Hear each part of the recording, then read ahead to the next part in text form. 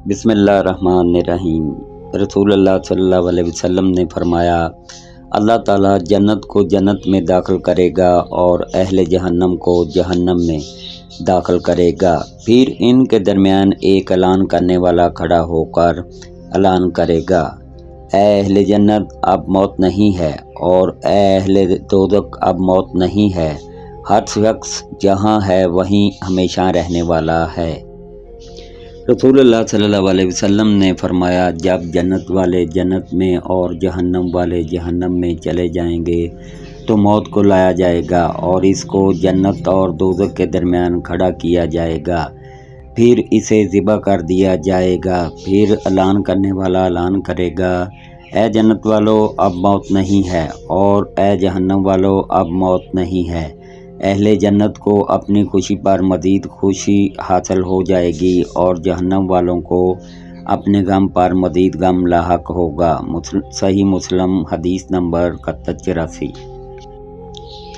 رسول اللہ صلی اللہ علیہ وسلم نے فرمایا، جہنم میں کافر کے دو کندھوں کے درمیان تیز رفتار سوار کی 3 دن کی مسافت کے برابر فاصلہ ہوگا۔ صحیح مسلم حدیث نمبر 7186۔ رسول اللہ صلی اللہ علیہ وسلم نے فرمایا، کیا میں تمہیں اہل جنت کے بارے میں خبر نہ دوں؟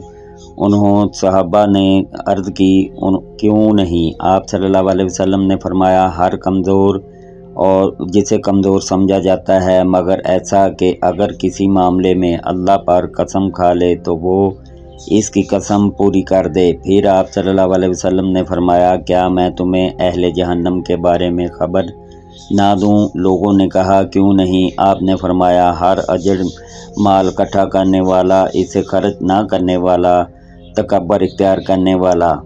صحیح مسلم حدیث نمبر 7187۔ رسول اللہ صلی اللہ علیہ وسلم نے فرمایا، کیا میں تمہیں اہل جنت کی خبر نہ دوں؟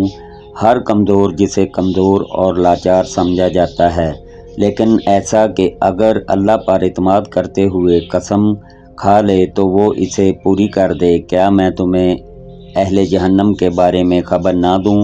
ہر مال سمیٹنے والا اور اسے خرچ نہ کرنے والا، بد اصل، متکبر۔ صحیح مسلم حدیث نمبر 7199۔ اللہ پاک ہر مسلمان کو اپنے حفظ و ایمان میں رکھیں، آمین ثم آمین یا رب العالمین۔ اللہ حافظ۔